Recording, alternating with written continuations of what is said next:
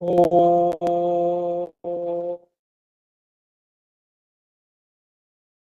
सहनावतु सहनौ भुनक्तु सह वीर्यङ्करवावहै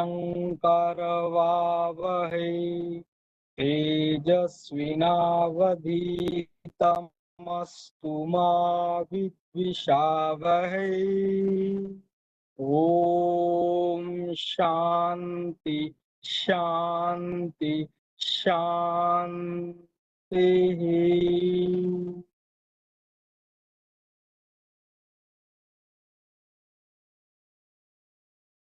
Pranam to all of you. Today is the fourth day of our IKS-TKDL workshop on in traditional knowledge, intellectual property and people's rights.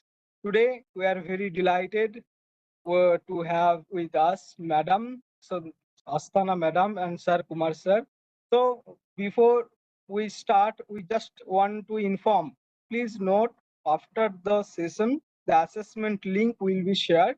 So please don't send any messages in between. Please follow the session. After that, we'll upload the link in the Google folder also. And before we start, I just want to say to read out a profile of a scientist is very encouraging to young researcher like us. So please let me to read out Madam's profile once again. Madam has a doctorate in chemistry from Bhabha Atomic Research Center, Mumbai, and after a short stint in teaching, embarked on a career in the field of intellectual property rights. She has worked as an examiner of patent in the Indian Patent Office, later joined CSIR as scientist. She has been editor of Journal of Intellectual Property Rights, a peer-reviewed journal devoted to publishing quality articles on all aspects of intellectual property rights, IPR. She has an experience of over 20 years in the field of IPR and traditional knowledge. Currently, she is principal scientist in the CSIR Traditional Knowledge Digital Library TKDL unit, where she leads projects of national importance relating to digitization of Indian systems of medicine, including Ayurveda, Unani, Siddha, Swarikpa, as well as yoga practices, and also relating to filling up third-party observations and pre-grant submissions against patent applications based on Indian traditional medicines at different patent offices worldwide. She continues to be involved in creating awareness about traditional knowledge and its protection while establishing linkages among various stakeholders. She is also an active member of Indian delegation participating in the ongoing negotiation for an international instrument on protection of traditional knowledge and traditional cultural expressions under the World Intellectual Property Organization. Thank you, ma'am. So over to you. Please start your session. Pranam. Thank you, Piyush ji, for the kind introduction. I see some of the messages on the chat box about the voice. Not sure, but I suggest that all of you connecting, please check your own devices. Sometimes voice is connected to the device because we are able to hear Piyush ji clearly. So Yes. yeah. Yes. So with that, I'll share my presentation. You will tell me whether. Yes. Just a minute.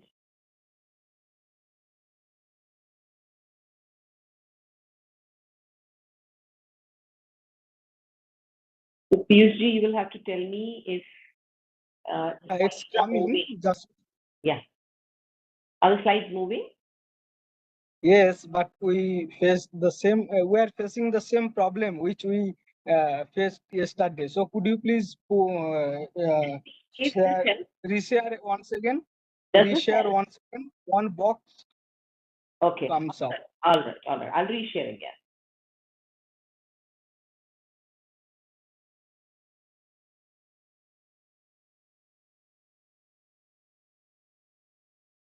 Yes, it's perfect. Okay, yeah. Is it moving? Yes, perfect. Is it moving? Yes, yes, Okay. it's I think moving yes. also. Thank you. It's moving. All right. So, a very good afternoon to everyone. Um, I will sort of start from where I left off yesterday. So, yesterday we were speaking about protection of traditional knowledge. So, the aspects that we looked into were what were the kinds of defensive protection that we can do for traditional knowledge, as well as the positive protection, which is not very robust in the country. So, having said that, since we do not have the kind of protection for traditional knowledge that we should have at this point of time, it is very important that when we work and handle or document traditional knowledge, we do it with the necessary empathy to the knowledge holders, as well as keeping in mind that the traditional knowledge actually is associated with their livelihood. So what we are speaking about today is how to ethically work and handle traditional knowledge. See, there are no standard procedures for this, but uh, we have tried to bring in all the good practices from the different parts of India as well as the world, and have got together a document. I'll show you the document at the end of the presentation. So most of the things that I'm talking about here are related to what is there in that document, and we have worked for over 2-3 years to understand how this work needs to be done. So the traditional knowledge that we are talking about here, basically, we will talk about undisclosed knowledge. You understand, yesterday we spoke about the traditional knowledge digital library, which contains information from the codified text. So in the case of text, the problem of handling and working does not arise. Why? Because we already have it in some published form. We know there is an author, so it is already attributed. So there is no confusion about who is the custodian of the knowledge or where this knowledge came from, and so on and so forth. But where we are concerned with undisclosed knowledge, in addition to the misappropriation, see, misappropriation exists in case of all traditional knowledge. That includes codified knowledge. But in addition to that, there will be a lot of challenges in handling this kind of undisclosed or oral traditional knowledge. So we'll speak about that information, which is basically undisclosed. So in undisclosed, I would include secret knowledge. So that secret knowledge would mean any kind of knowledge which is within some community, family, so on and so forth, which is unknown to the outside world. Okay, then that secret knowledge may be codified or not codified. The other one is non-codified knowledge. A lot of information may be just passed on from one generation to another generation without having any fixed format. So, okay, it is not published, it is not written anywhere. It is in the actually transferred through word of mouth, and only the person who is handling it or practicing it actually knows about the traditional knowledge.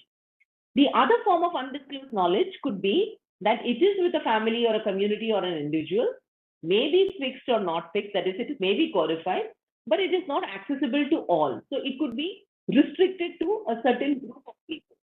All right. Then in that, we will talk about oral tribal folk knowledge. That is, there is those information which is with individuals, families, communities, like we spoke about yesterday. The other form of this undisclosed knowledge, to some extent, can exist in manuscripts also. So these manuscripts will be having restricted access. It will be present only with individuals, families, and communities, or it will be in repositories and libraries. In the case of even the information that is there in repositories like libraries, again, the manuscripts may be in languages not understood very well and actually not decoded at all. So in a manner, it is still undisclosed knowledge. A lot of you maybe who are from South India will know that if you go to the southern part of India, like Vaidiswaram Koval, where there are basically people who would tell about your future, and they have family manuscripts where a lot of things are written. Those things, they are contained and restricted within families. So it is not general knowledge. So many of the families have such family manuscripts with them. So that could be coming under this kind of traditional knowledge which we are talking about, which is oral traditional knowledge or undisclosed traditional knowledge. Now, another important aspect of this kind of knowledge is who are the stakeholders, okay? Who are the people who are relevant when you are handling and documenting or even transmitting or disseminating or doing R&D on this kind of information. I have written a few terms here which you may come across in many of the research papers that you read. So holders, we have been referring to knowledge holders in general. Knowledge holders in general may be any person who has that knowledge in his possession. Creators. When you talk about creators, I don't mean the knowledge which has been created 1,000 years ago. I told you knowledge is, traditional knowledge especially is dynamic. So people keep on adding their inputs and insights. So in that manner, there would be a partial creator who has added some experience into the traditional knowledge that is available. Then you have the practitioner. Why we have distinguished the practitioner? A practitioner is the one who may not be a custodian or owner, but still will be practicing that knowledge. And this could be distinct or the same as the owner or custodian. Okay. Now, owners again will be a person who actually, like for instance, a family is there. You all have heard of that, traditional healing techniques which are used. So where these medicinal practitioners are there, they will be within families, they will be the owners. Custodians could be that they're holding that knowledge for another community or another knowledge, but in essence are controlling that particular piece of information. Intermediaries could be many. Now, intermediaries could be many in the sense that, often these people, the tribals or the practitioners are in remote places. So there will be some people who actually speak that language or from that community may not necessarily be the practitioners, but they will also be involved in handling that knowledge or getting to connect to those people who have that knowledge. Okay. Having said that, we have some national and international provisions which also we need to keep in mind when we talk about oral traditional knowledge. I gave you two terms yesterday. One was prior informed consent. I told you we will be speaking more about it today. And the other is access and benefit sharing. Okay, where do these terms come from? If you go way back to the 1992, there was a convention on biological diversity. The objectives of this convention included conservation of biological diversity, sustainable use of its competency. It's very important. When we talk of biodiversity, it is a finite resource, especially when we talk about plants, animals. So overfishing can lead to extinction of the species. Overexploitation of plants in case of medicine can lead to extinction of the species, and which has been happening over a period of time. Okay. Then the third thing is fair and equitable sharing of benefits, which I said access and benefit sharing, which arises out of the utilization of these genetic resources, including appropriate access to the genetic resources. Okay. So later on, after a few there was also something called the Nagoya Protocol under the Convention on Biological Diversity, which spoke about the prior informed consent or approval. Basically, it is involvement. Piyushji, are you able to hear me? I hear a lot. I saw a lot of posts say that sound is not okay. Yes, it's clear. Okay, okay. Thank you.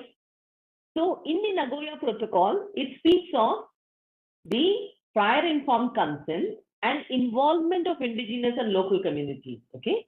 So it's very important that this is a participatory process and you have the complete approval of the person who holds the traditional knowledge before doing anything with that particular traditional knowledge, including access and basically using it. Okay. Now, correspondingly, we spoke about the Biological Diversity Act yesterday in the context of it having the People's Biodiversity Register. Okay. So, in addition, what does the Biological Diversity Act do? It has these biodiversity management committees which talk to people and then create these People's Biodiversity Register. But in addition, it also consults the local communities and the tribal people before taking any decision relating to the use of biological resources and the traditional knowledge associated with them. Also, one important part of the Act is the benefit sharing, which is written over there. a lot of permissions are also required when you handle genetic resources or biological resources, as it is called in India. But it also decides what are the quantum of benefits should be shared between the people who are commercially utilizing any kind of biological resource. This may be case to case, and there is a certain formula that the Biological Diversity Act applies. Okay, I'll give you some brief idea about what happens according to the BDA Act. Besides this, again, 2 points to remember. One is Section 3P, traditional knowledge in India is not patentable subject matter. Okay. There is another thing in the Patents Act which is important or relevant to the oral traditional knowledge. So what happens? We discussed about this yesterday. People go to a traditional knowledge holders, speak to them, get the information from them, and then apply for patents or do some commercial business, do R&D, and then commercially exploit that product without knowledge of the traditional knowledge holder. So there is a provision under the Indian Patent Act which says that any person who uses any biological material will have to disclose the source and geographical origin of the material. Okay. In this way, you know from whom it has been taken, and in a way, it will also indicate whether the permission has been taken from them. Now, what does it entail when you don't do this? When you don't do this, what happens? This is a ground for pre-grant opposition. That is, like you have novelty and inventive step that we spoke about yesterday. Similarly, if there is incorrect or wrongful disclosure, you can go to the patent office, tell them that this disclosure is not there in the patent application, whereas it has been taken from us, and so this patent application should not be granted. So that becomes a pre-grant ground for pre-grant opposition, also post-grant opposition, and also revocation. Okay? So this in fact is a safeguard provided to the knowledge holder.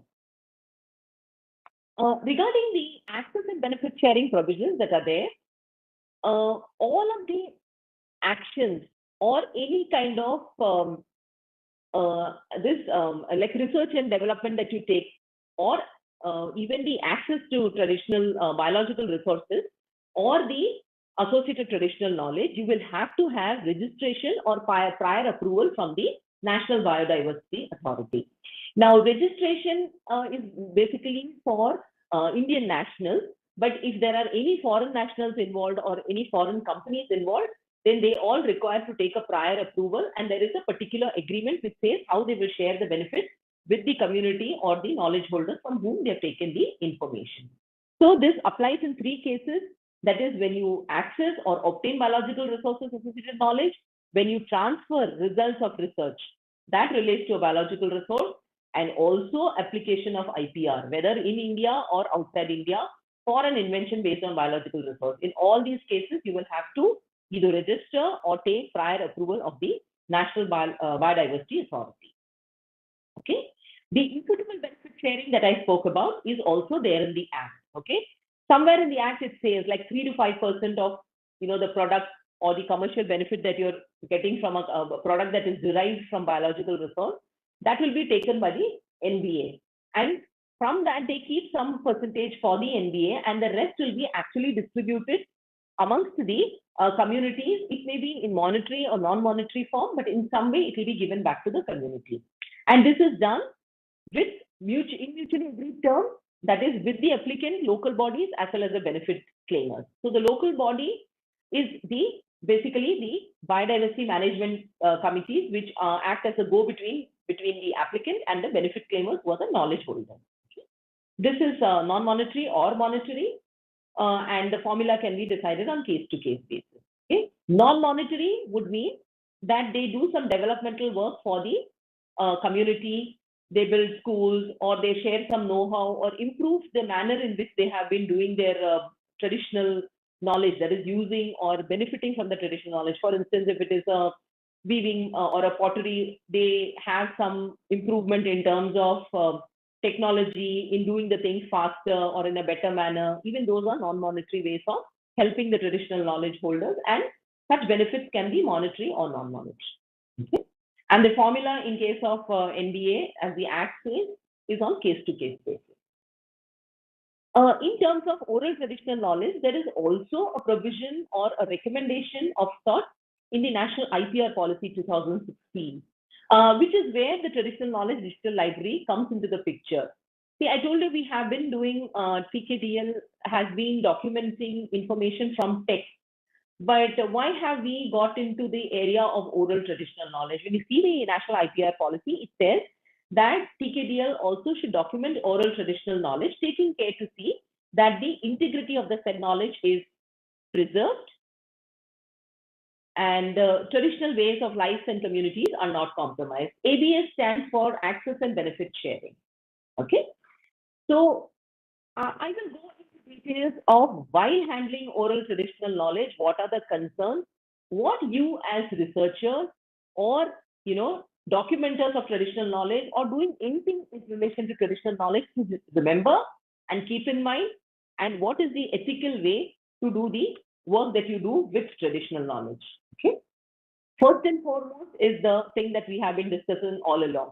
There is no legal framework. See, when there is a legal framework, there is a certain level of protection for the traditional knowledge holders. That is, if someone infringes or takes the information from them, and there was a sui generis law to protect it, so they could go to the court and say that this person has taken my knowledge and he has done so and so thing with it, so I may be compensated, or my problem may be redressed.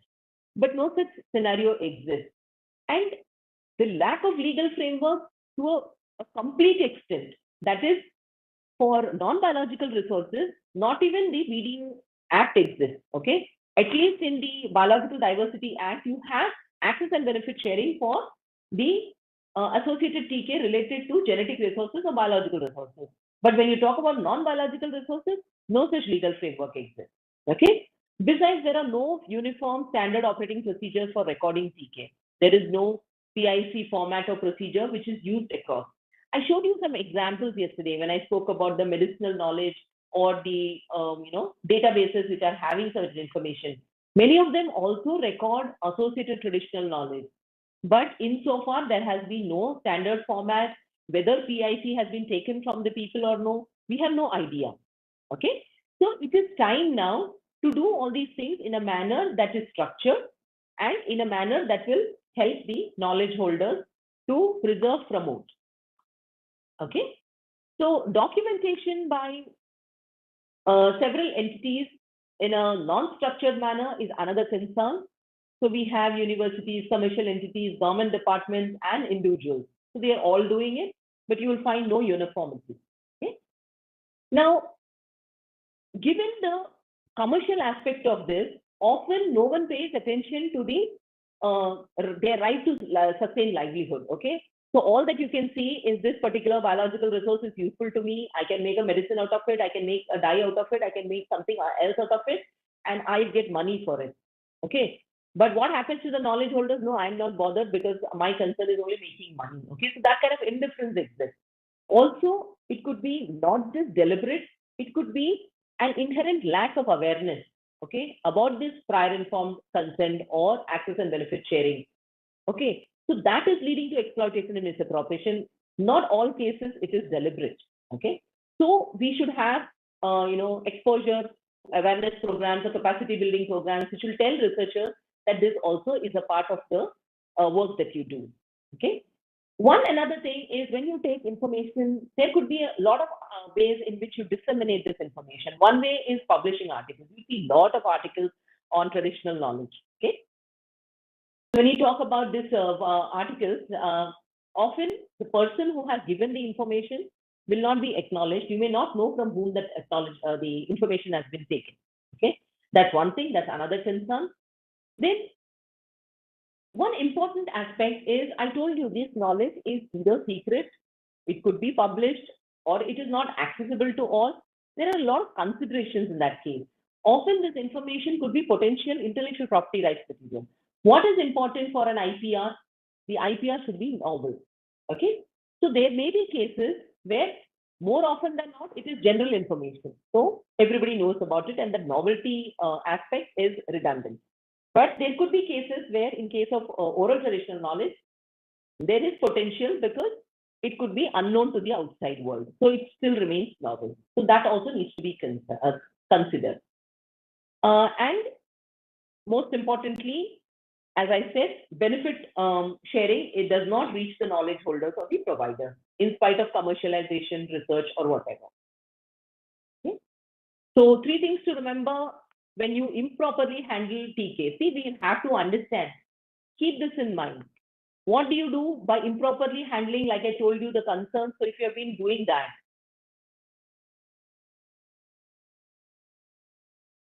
PIC is prior informed consent and ABC is access benefit sharing. Okay, so I'm repeating this because I'm keeping on seeing the same questions in the chat. Jeopardizing the rights of knowledge holders by bringing unpublished knowledge into public domain. So where it could have, they could have got intellectual property and you have printed it or published it, they lose that opportunity for the same. Then by doing or commercializing or exploitation, excessive exploitation, it can cause loss of livelihood to the concerned knowledge holder. And then misappropriation and biopiracy is the most important thing that we have been discussing all along. Okay.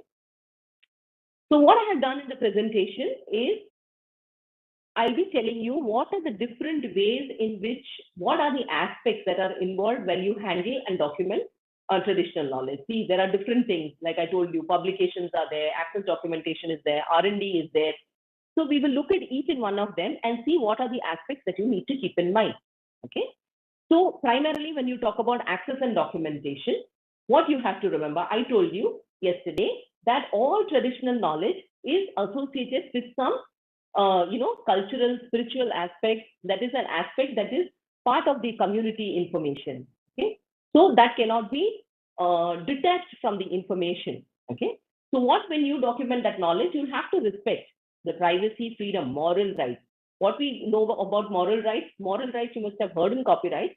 Moral rights mean you have no, you should not distort the information. So the original information should be maintained as it is. It should not be degraded, distorted, or presented in a manner which is not in the original form. Okay, and every person who has a particular knowledge of his own, they all possess moral rights. So remember that you do not distort the knowledge. Then you have to remember that it is all associated with livelihood. So you have to see to it that the right to sustainable livelihood is maintained. Another thing is, while recording, I told you, we have communities, we have knowledge holders, which could be families. So every time you do such documentation, it has to be in a participatory, consultative manner. Try to bring as many people together as possible, because tomorrow someone could say, I was not asked. No prior informed consent was taken from me. I'm also part of the same community.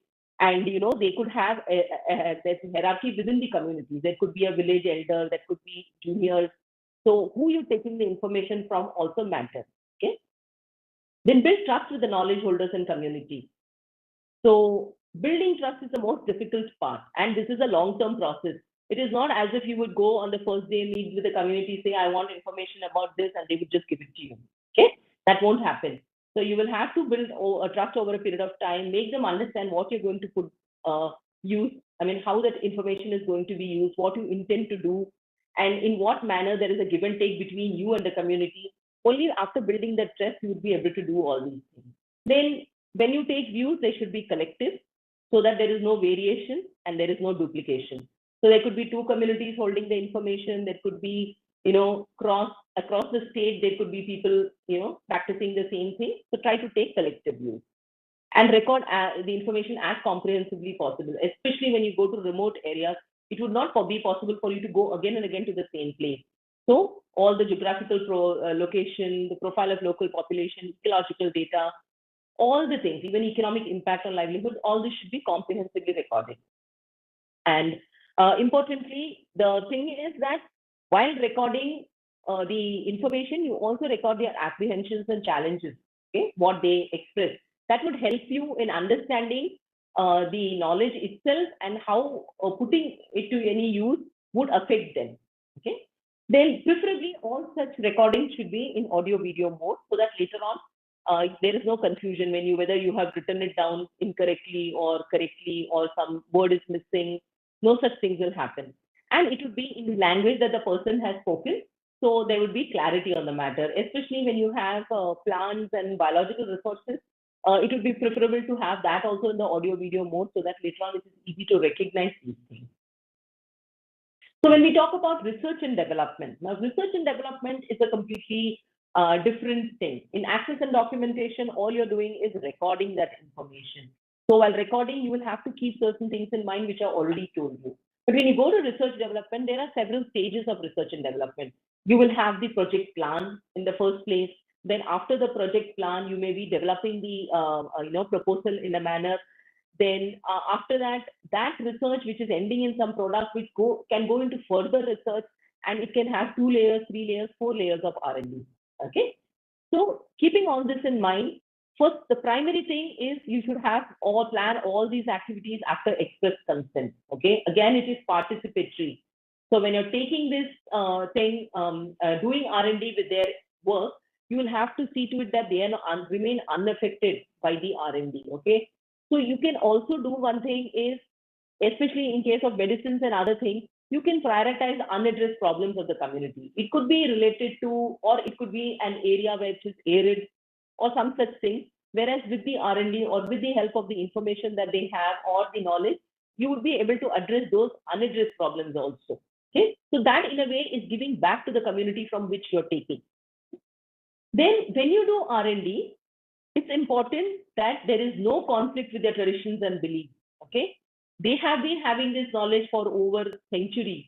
You are using that knowledge from them, taking that knowledge from them, and then saying that this is, through your scientific research, you prove something completely contrary. Okay, so you have to understand that while sharing this knowledge or taking this knowledge and doing R&D, the conflict thing should be kept in mind, or if there is such a thing, it should be discussed in detail with the community or the knowledge holder.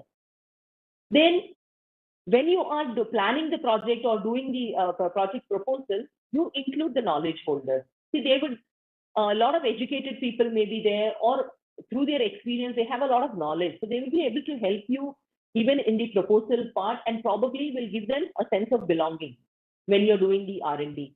And it is important that they be included in the whole process. Then after the research and development is done, you must share the information with the knowledge holders, because you have taken something from them and they have the right to know what you have done with it. And this would be preferably in the local regional language. No point in giving them information in English when they have no idea, they don't speak English. Okay, so it is your duty to convert it into the language that they understand and then share it with them. Probably even more insights can lead to better results and better benefit for humanity. So we should always keep that in mind and share the information with the local population or the people from knowledge holders from whom you've taken. Especially when accessing biological resources, you must have all heard of these material transfer agreements, especially done when biological resources are involved. Okay, so it's important that such agreements are written clearly and you have properly everything in black and white, so that later, at a later stage, there is no disagreement between the two parties. Then we have to follow all extant law and procedures. I told you, like the BD Act says, that while making transfer of research results or while taking IPR, you need to take prior approval from the NBA. So all these processes should be properly followed when you do the R&D. And when commercialized, the person or the entity should ensure that the benefits are shared. And this could be monetary or non-monetary, as we discussed, as per the Act, provisions of the Act. Okay. Now, there is another aspect to it. We spoke about documentation, access, then we spoke about R&D. Now we talk about dissemination of information. So we said that there are people who would take this information, maybe do some research on it, do some validation, or if not even validation, just present the information in a collated manner. So when you present such information for journal publications or something, it is necessary that there is a mandatory PIC associated with it. Now, what I'm talking about is all ethical ways of presenting this or using or handling this knowledge. You would have seen, I don't know whether many of you may have published information on traditional knowledge. I don't know how many journal editors have asked you whether you have taken prior informed consent. What we are suggesting is this should be a mandatory practice from the journal editors and the journal, it should be a part of the journal policy. Okay. The other thing is you as a person who has collected the information should refrain from publishing secret or confidential information, especially since such information could probably result in some kind of monetary benefit or some social benefit for the communities or the knowledge holders. Okay, in that case, when you do that, while you may prepare the document and present it for the application and all that, they should also be part of the document in the form of inventor. Okay? So when you publish the information, include the knowledge holders as co-authors. Their contribution is most important. They are the ones who have given you the knowledge in the first place. Okay? And when you do further research, it should always be consultative. Okay? And as I said, moral rights, respect moral rights, that is very important. I'm sorry, I think. So moral rights are also very important in this case. Okay? The other thing is now we talk about capacity building, we talk about awareness. What we are doing now as a workshop is also part of the awareness program only. Okay, and I told you not doing this ethically, handling this information could often be due to lack of awareness.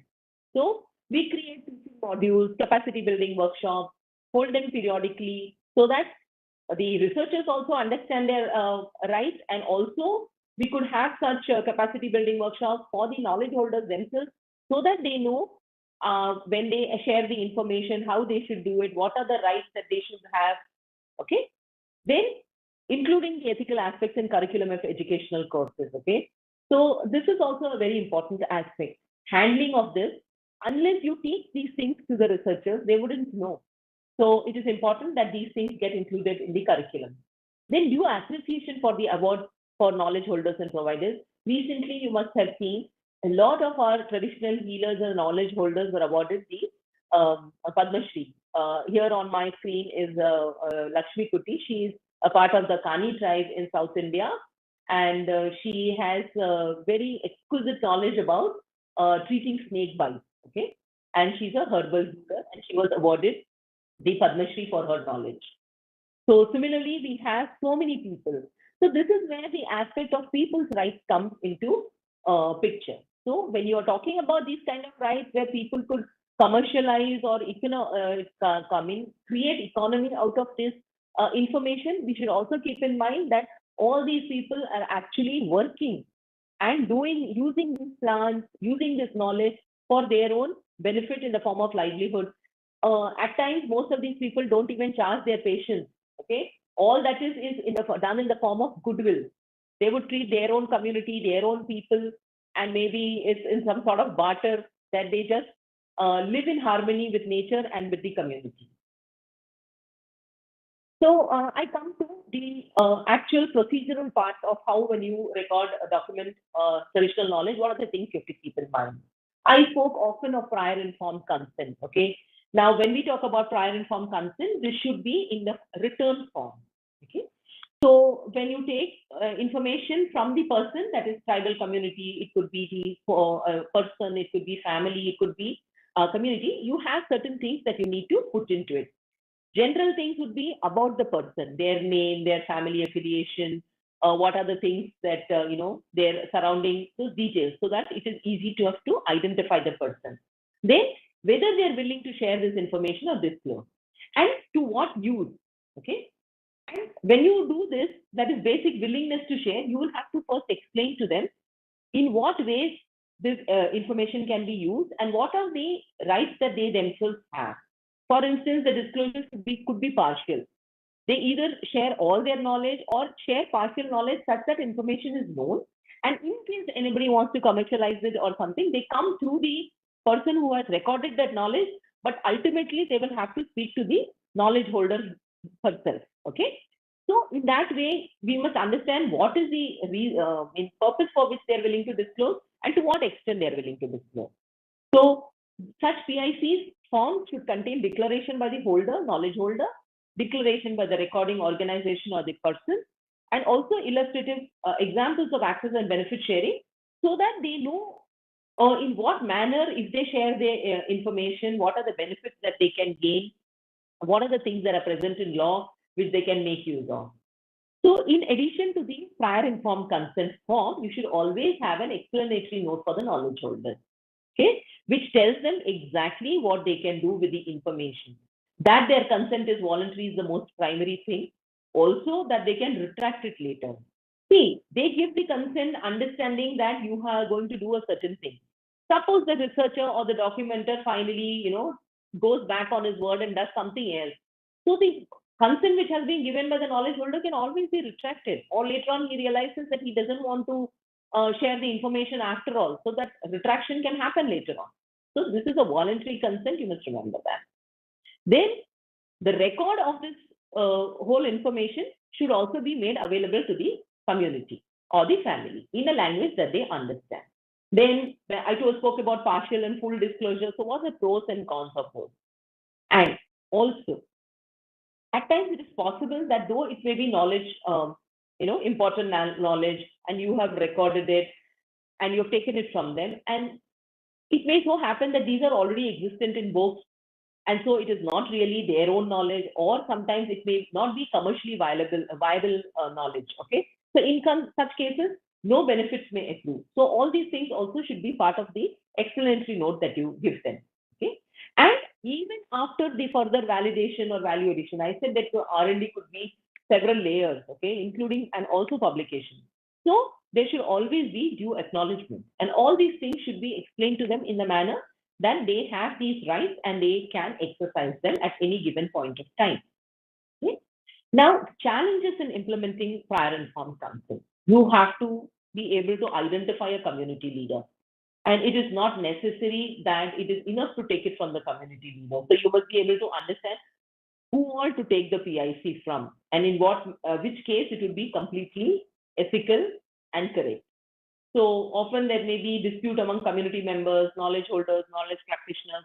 So that's why I said that you should have a consultative process, a participatory process, bring all of them together and then understand, and then do the PIC, and later whatever recording you want to do. Then in PIC, there's another challenge. There will be different communities. Okay. Then, so who do you give it to? Even benefits, and who will be the person who actually gives the PIC? All those may also be challenges. Okay. And I said then it has to be recorded in writing. Okay, through signature or thumbprint or whatever. So when there is the trust factor and they don't trust you, they often may give you something verbally, but they would not be willing to put anything on paper or not willing to sign. Okay, that's also a problem. Then once the commercialization becomes imminent, suddenly you will find different people claiming benefits. Okay, that also can be a challenge. And retraction of PIC, as I said, they would give the PIC in the first place and later on say, no, I no longer want to give it. So that could be a challenge. Okay, that will be a manner, in a manner to develop necessary trust and also explain to them. Okay, so such things don't happen. So how can you responsibly document and traditional knowledge and also utilize them? Giving some examples on the side, you can see this. These are actually products that have been actually taken from traditional knowledge holders and developed into products. And this is through the National Innovation Foundation. I told you they are an organization which helps grassroots innovators. So in this case, what they have done is actually through the whatever money that they have got out of this is also shared with the knowledge holders from whom they've taken the information. So there are 3 key points that you have to remember when you are doing documentation. So free prior informed consent is the first thing, acknowledgement is the second thing, and the third thing is access and benefit sharing. Okay. So keep in mind that over a period of time, also whatever changes that are taking place, you need to update your knowledge holders about it. Okay. And then when you are, sharing the benefits or having other R&D also, value-added R&D, you keep them in the know, basically, and share the information with them. So these are some actual examples of access and benefit sharing. I've taken this from the National Biodiversity Authority website, and they have given examples wherein these are actually not very, not huge commercial, of huge commercial value, a smaller value, but they are examples all the same. So you have this student who has accessed ethno-medicinal knowledge of the Siddhi community from Gujarat, and then through the SBB, that is SBB are the state biodiversity boards, which come beneath the National Biodiversity Authority and above the biodiversity management committees who prepare the biological diversity registers. Okay, so people's biodiversity registers. I'm sorry. So these they did with that, and then they approved made the necessary agreement with the NBA. And the thing was that they would share the findings of research with the community. Okay. L'Oreal also had taken the biological resource, that is Access biological resource, and used glycyrrhiza glabra, and then they paid an upfront fee for accessing these biological resources. Hindustan Unilever has also created some products out of these various plants and made upfront payment for accessing these particular biological resources. Now, given that there are examples, one important example, if I go back to this, you all must have heard of the Kani tribe. Okay? One of the first and foremost examples of access and benefit sharing in India. And it is even, it predates the Convention on Biological Diversity. Okay, this happened way back in 1987, even before the Convention on Biological Diversity came into existence in 1992, and it spoke about access and benefit sharing. So this example predates that, and here what happened was the community had, they used to eat a certain plant, it's called Arogya Pacha, and they used to go hours on treks without getting, fatigued. So there were these scientists from one of the CSIR labs who did some research with them, and they found that by eating this plant, these people never got fatigued. So when that they checked that in the laboratory, they isolated the those ingredients, and they found that indeed it was an anti-fatigue product. So later on, this was developed into a commercial product, Jeevani, with another firm which was I think there's an Aryaveda pharmacy. And then some of the after commercialization, they gave back the community also through some access and benefit sharing. Though a very successful example and one of the first examples, and also, one of the most cited examples even at the global level, maybe at a later stage, it did not, it was not that viable in the sense that later on some, things developed within the community itself, because of which maybe it was not as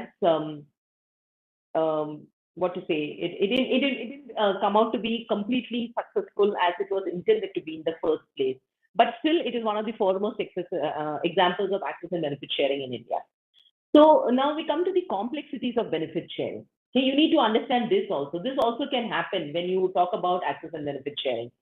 Now, I told you access and benefit sharing is, a part of the the Biological Diversity Act. Now, this is only relating to bioresources. So what happens in the case of non-biological resources? There is no such benefit sharing. So you will have to see what to do about that. So there is no law, there is no SOP. Now, another thing is, the knowledge may be distinct, but there may be no immediate takers for any commercialization, and hence no benefit sharing. Similarly, the knowledge may be distinct, but there may be limited users, or it may not have any monetary value or benefit, or there is no good application for it. Then another thing is the knowledge is distinct, but it is associated with depleted or depleting natural resources. Here, the conservation aspect, or that it is important to even sustainably use that that particular natural resource will also come into existence. So that benefit sharing and the actual process of doing so would become complex. Then knowledge providers will sometimes impede percolation of benefits to knowledge holders and producers. I told you, these can be distinct or they can be the same. Sometimes there are knowledge practitioners or people who give the information, but they are not the actual knowledge holders. And maybe that distinction may be blurred, or at times the person collecting the knowledge or using the knowledge may not know of this. Okay, so at times that complexity also comes into benefit sharing. Then there could be several benefit claimers, also including the intermediaries who facilitated access. Okay, then fixing the contribution share of benefits to the deserving parties also become quite difficult. Okay, sometimes ownership of the resource and ownership of the knowledge are distinct and not integrable. You understand? What I'm trying to say is the ownership, for instance, if it is a biological resource or a non-biological resource, the people who handle that are different, and the people who are practicing using that particular knowledge are different. Okay. Then what do you do for benefit sharing? How do you fix the contribution? All those become complex. Okay. Some of the potential good practices that you can implement when you are doing or handling this kind of this domain, that is traditional knowledge, R&D or dissemination or access. Like for instance, you are all from different institutions, so you can create good governance institutional structures. Now we all know that we have these kind of like for instance, when you talk about ethically handling animals or some such things, you all have ethical committees in in your institutions. Similarly, when you are handling these kind of traditional knowledge information in this domain, also you can create some committee where there will be a proper way to handle and somebody to check the way the work is being done, and if it is being done incorrectly, to correct it, or even penalize the people who are doing it incorrectly. Okay. Then maintaining characteristics of ecosystems and natural habitats is also good practice.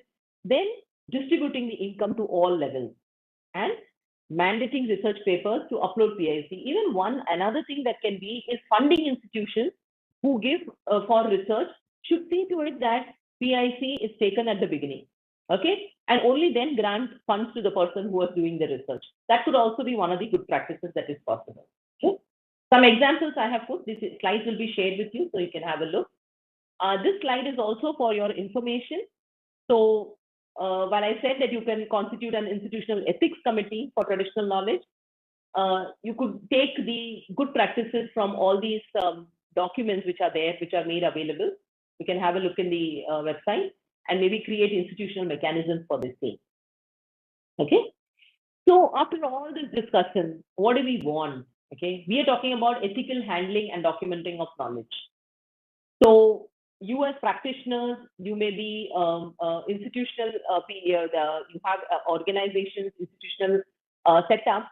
So what do we have to remember? Always take prior informed consent. Okay, it's important. Unless the person is willing and to share that information should not be put into any use, or nothing should be done with that information. Then give and take. When we are taking that information, we need to give back to the community also, not just by access and benefit sharing, not by benefit sharing alone, but also whatever information we take from them, like we give them in the form of a recorded knowledge or recorded form, or in a printed form, in a language that they understand. All those things need to be done. Okay. Then sustaining the livelihoods of knowledge holders. See to it that when you use that resource doesn't get depleted. Okay, nothing happens to the resource, or you create mechanisms to rejuvenate or renew that resource. Fair and equitable benefit sharing. We have time and again spoken about it. It could be monetary, it could be non-monetary. And conservation of habitat. That is, you could yourself have these necessary mechanisms for conserving. So the primary goal to achieve is to create models, and not only of sharing to third parties, but also for access and benefit sharing, so that we can use all these things in future, develop it further. See, there is always room for improvement. A lot of us are doing this work, but then we don't know how to do it, or we have not seen better ways of doing it. So by sharing this information and by doing better things, and by taking the good practices from other people, we could create a robust mechanism and probably standard operating procedures so that all this can be done in an ethical and proper manner. Okay. So the guidance document that I spoke to you about, we have sort of internally completed the approvals of the document, and expect that this should be implemented within CSIR when they are doing or handling or working with traditional knowledge. but maybe in future we would be happy to share this with others also so that they get an idea about how this work can be done in an ethical manner. So thank you for your patient listening. I'll stop here. Thank you. Thanks a lot.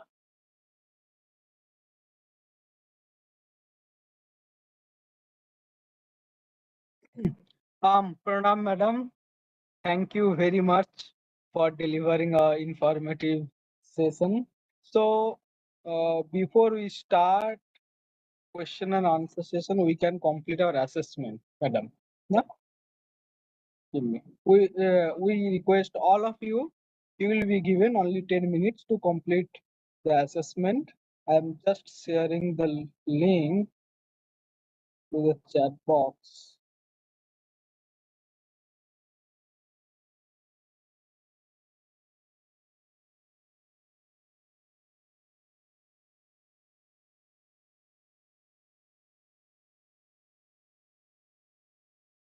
Yes, I have put the link in the chat box. Please check the chat box. I am also uploading this link in the Google Drive, so you can also download from there. It's 4:30. We'll stop the assessment 4:40. First, please.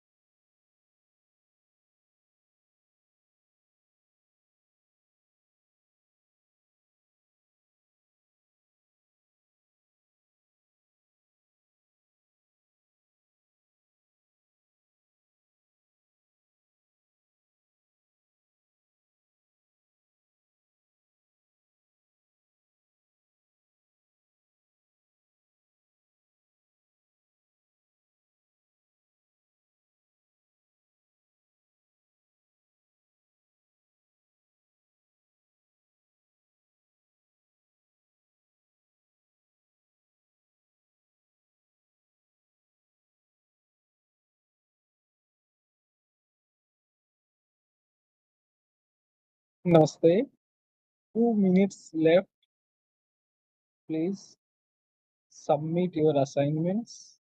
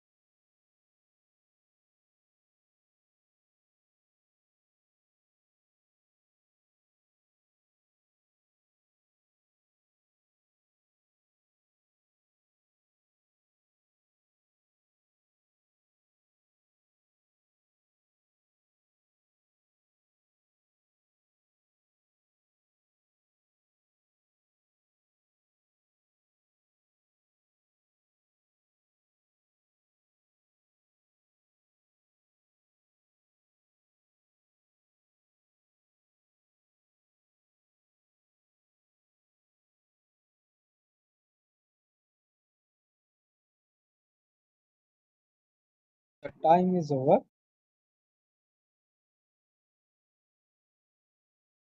We just want to inform you, please remember, next 3 days we will not have any session.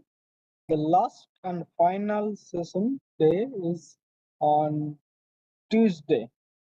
So that session will be conducted in two parts. The first session will be taken by Madam Dr. Vishwajanani Saptagiri Madam.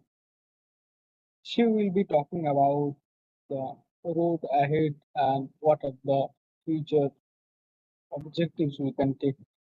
And that will be followed by the final assessment. As all of you know, you have to achieve 75% marks to receive the certificates, and that will come all over your assignment score. So we encourage all of you to come to the final session, that is on Tuesday, 27th of August. Madam, now we can go to the question and answer session. So we request all of you, if you have any questions, please raise your digital hand. We will unmute you one by one. Namaste, Vikram ji.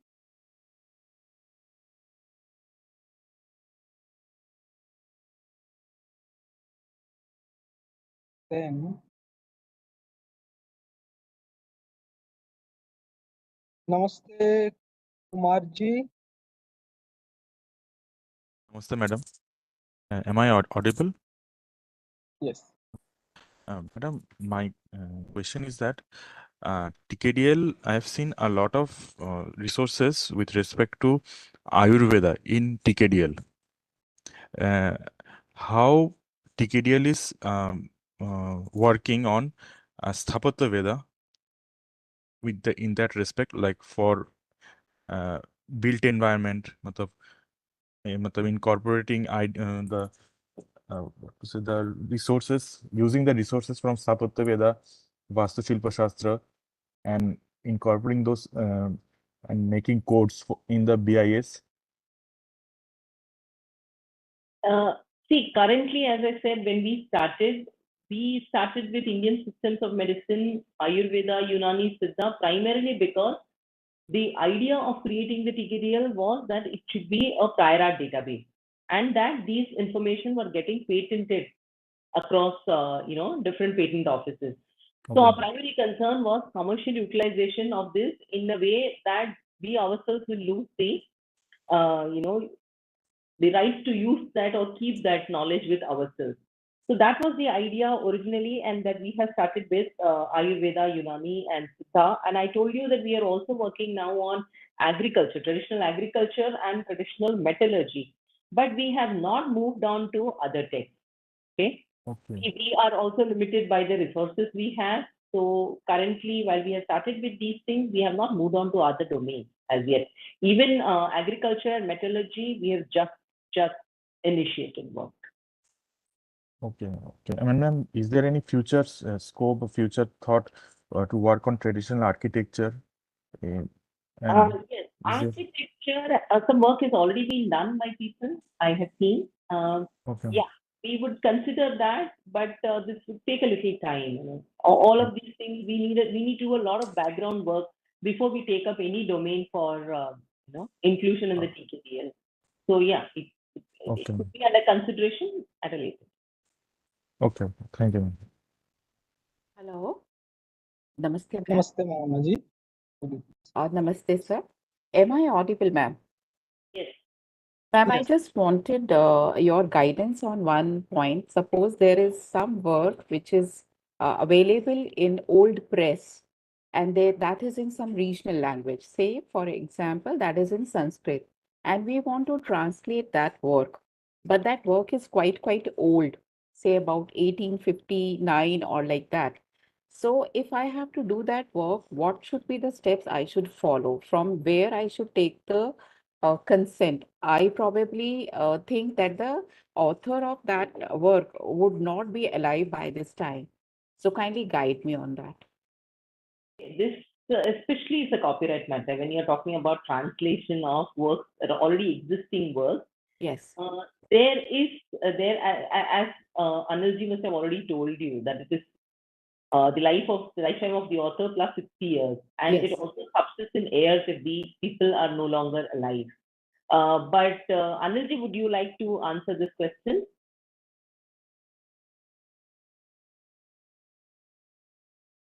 Yes. The term for the copyright is 60 years after the death of the author. And the 60 years, it starts from the 1st January of the next year, when the author dies. But So probably in this, sir, in this case, 1859, and now this is 1924. So there is, even the 60 years also might have crossed. Yeah, so it will be out of copyright most likely. Okay, so you may not have to take permission from anyone. Well, there are works which are no longer have copyright on them. All right, ma'am. Okay. Thank you. It may be a matter of ethics that you can check if the publishers are still there. So you could write to the publisher saying that and acknowledge the original copy of the book in your version. I think that should suffice. Yeah, and maybe in that case, we can talk to the press where the book is available, or if it is available online also, then we may write it to the press and get to know whether the publisher is alive or when was, if he's dead, then when. And then when we say publisher, it's the publishing house, basically. The author, I'm sorry. We can ask from the publisher about the author's death, right? Sure. Okay. Thank you, ma'am. Thank you.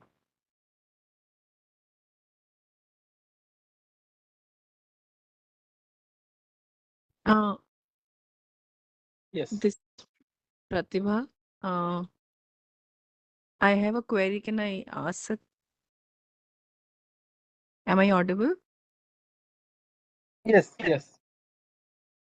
I just wanted to know about the interconnectedness between Indian diaspora and preservation of traditional knowledge, because there must be so much information with the Indian diaspora that I think should be preserved. So what is Indian government is doing in this regard? Is there any agency which is in touch with the people all over the globe? To answer your question simply, see, the documentation that we are talking about, see, we already have so much knowledge within India. So the focus currently has been to, collect the information or document knowledge which is there in India. TKDL is one such effort wherein we are doing from text. I also spoke about the People's Biodiversity Register. Again, that's again one component of biological resources, and again from different states in India. I am not particularly aware of any such effort from the government, which is, which is in link with the Indian diaspora that is outside India. I'm not aware of any such work from the government. Okay, okay. Thank you so much. I think this is important. This is an important.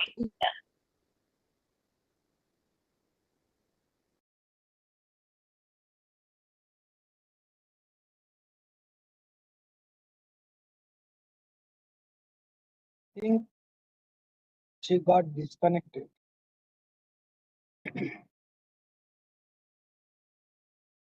Maybe you can go over to the next person. Yes. Jyoti ji. Jyoti ji. Hello, am I audible, Yes. sir? Yes. Yes, good evening, ma'am. Actually, I'm impressed with the lectures yesterday and today because I'm working in the field of biotechnology, specifically the plant biotechnology, where we like to work with endangered species mainly. But yesterday was a different question. But today I like to know, as you have mentioned, that we should give co-authorship. Uh, Being the academicians or the researchers, we are interested in publications, but the people who are the stakeholders of this knowledge or the varieties, they won't be that much interested in the publication thing. So, how to attract them for this, or how to try to get them engaged in this research activity basically? I wouldn't say that they are not interested. So the first exercise that you will do is build trust. They are probably not aware.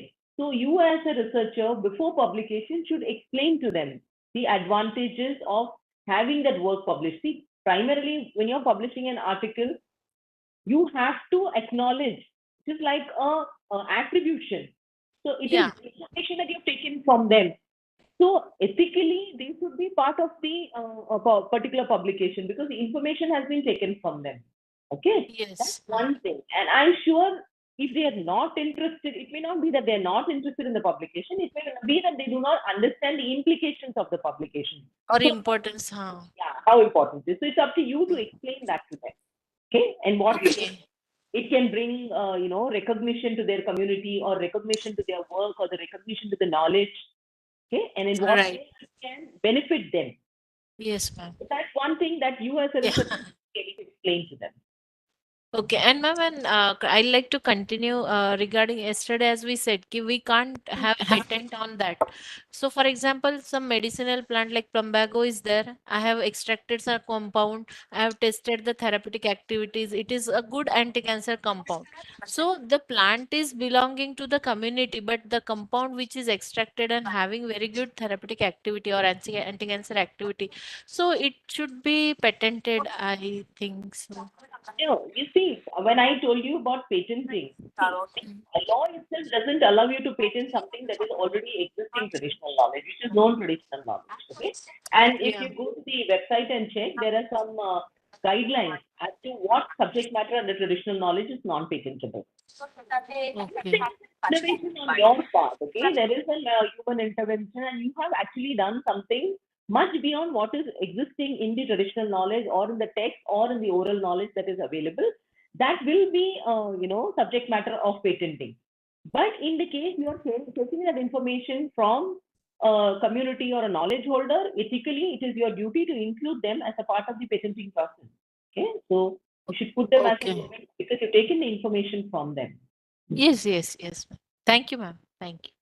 Thank you. Vijay ji, could you please ask your question? Vijay ji.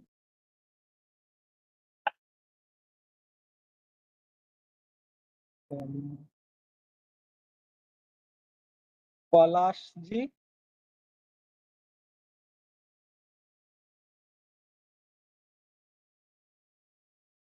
Palash ji, then Hello. Good yes, evening. yes. Good evening, ma'am. And I'd like to thank you for such informative, session that I've been very much benefited from it. I'm from Northeast India. I'm from Guwahati in Assam, and I'm an assistant professor. I've been working in the field of digital documentation of endangered languages and culture. During that process, I have come across a lot of, things which are involved, which has traditional knowledge. So now, as you have already pointed out, that there's this lack of, awareness among the knowledge holders about their own rights. So I just want to know if TKDL or any other organization has any specific plans about doing a drive, kind of awareness raising drive for the community members. If that is the plan, we would like to be involved in those kind of drives here. Thank you. Nice you working with the people. So we just have started on this or embarked on this journey. So we can Okay. discuss. Maybe you can get in touch with us. We have Sure. other partners also who do this work. So we can discuss this and see how we can take it forward. Thank you, ma'am. Thank you.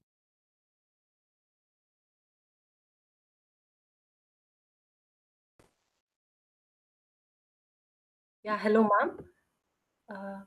I'm audible. Yeah, it was a wonderful session, and it is, I think everybody should be aware of this information, is what I felt. So, thanks for the information. And I had two questions. One is, so how do we start working on it? And, I belong to Chikmagalur, it's a very remote area, and I see a lot of people like, they have a lot of information in them, and we can definitely document them. And in my place we grow, I mean, it is naturally grown a lot of medicinal plants, and I belong to Ayurvedic family as well. And as I know that every plant has importance, so how do we start documenting it? And like, I just wanted to know the procedure for that. Yeah, that is one thing. So the first thing is, see, you have to remember you're from an Ayurveda family, so you know a lot of this medicinal information is already documented. Okay, so Yes, you may yes. find sometimes an overlap between the two. Keeping Yes. that in mind, you could create a standard format for collecting the information. I gave you some pointers as to what is the kind of Yeah. information you must have when you record it. Okay, so Correct. primarily the information has to be as complete as possible in that sense. Okay. Say if you are affiliated with some organization, then I think you can have that mechanism within the organization which could help you working. Besides that, there are a lot of governmental bodies also working on this kind of documentation. And Okay. before starting, the first thing is building. I told you trust. Okay, so this is a long-term commitment. So it's not as if you go to a person and just take information from them and start documenting. You will have Correct. to create that trust with the people. You will have to see what you're going to do with it. So that is the kind of commitment you need to have. And if it's a long-term thing, it works well. And if it is a collective effort, it works well.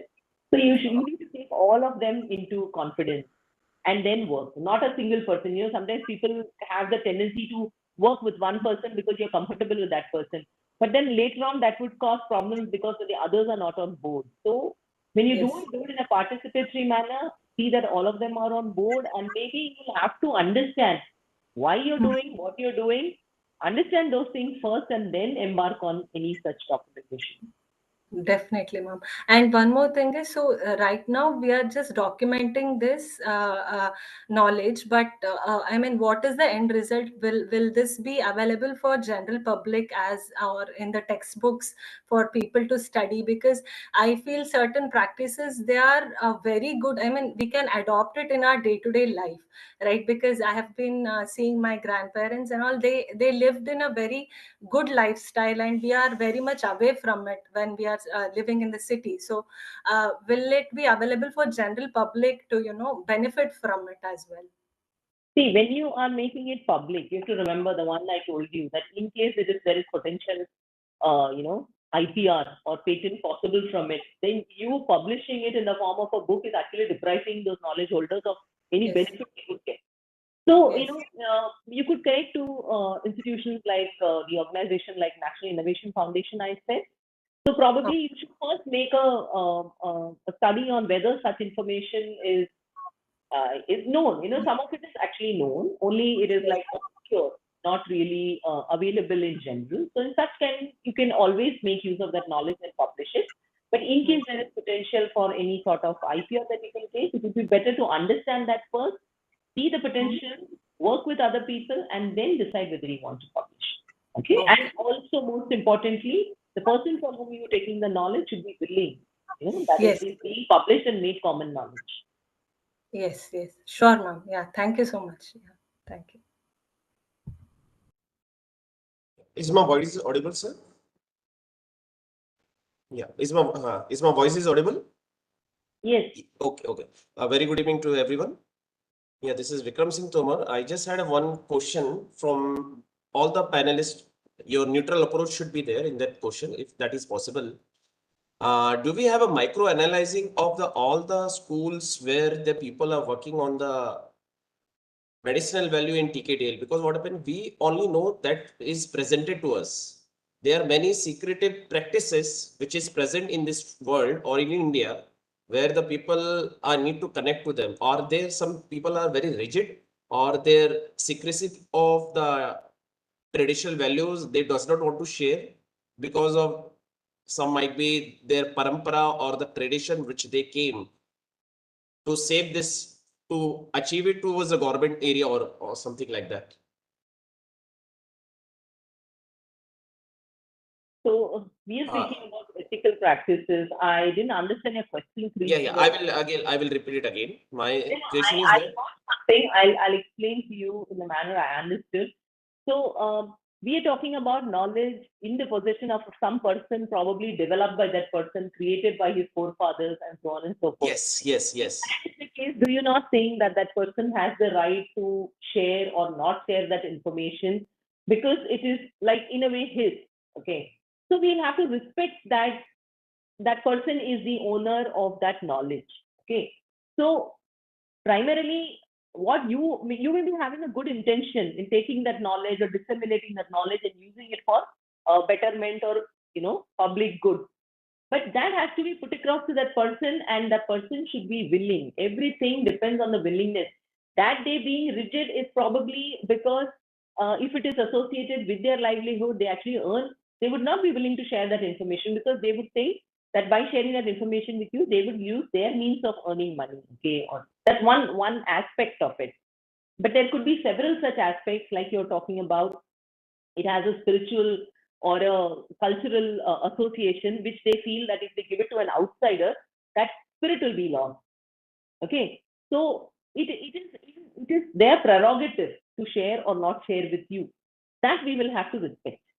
I totally agree with you, madam. Then the TKDL have that policy to manage this kind of bias. The TKDL right now we are doing only textual work. Okay. To get into oral traditional knowledge is why we got into this work of guidance document to understand what are the aspects first we'll have to consider.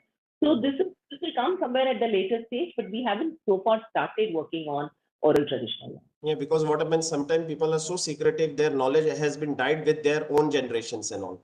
And because of this, our Indian traditional true value also goes down, and the responsibility of the current government or the documentation team also need to work on such type of things. For example, some practices which is present in Jammu Kashmir might be present in Kanyakumari also, but some of the communication channel has been lost from many generations.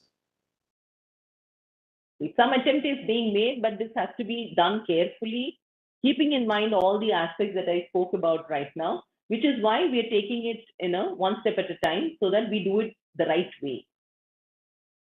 Thank you so much, ma'am. I appreciate it.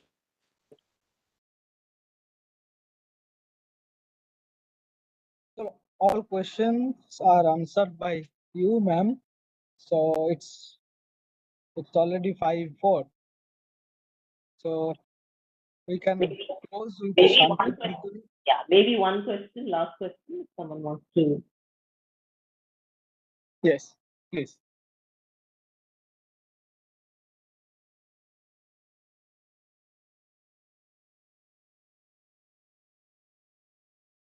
If there is no question, I just wanted to answer one question that I saw in the chat box.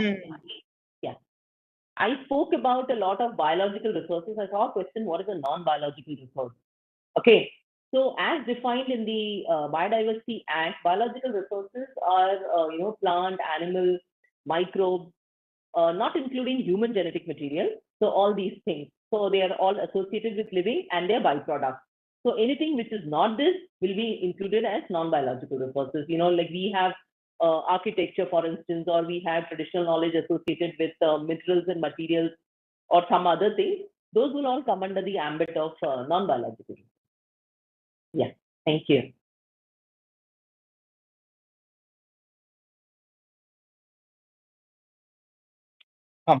Before we close, just we would like to inform all PPTs and recordings will be uploaded in the Google Drive folder, which you have already received.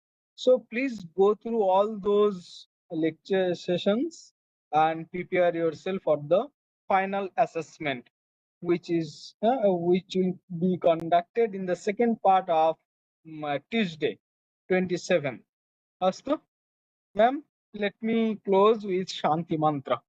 Astu, Astu, Kumar sir, Astu. Om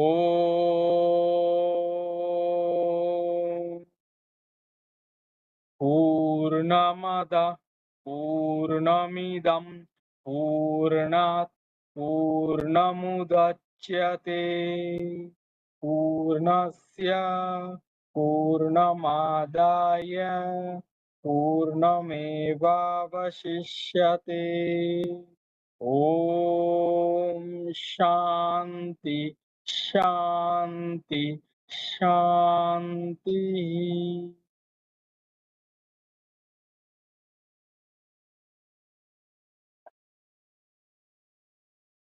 Astu, Astu madam, Astu sir, Pranam.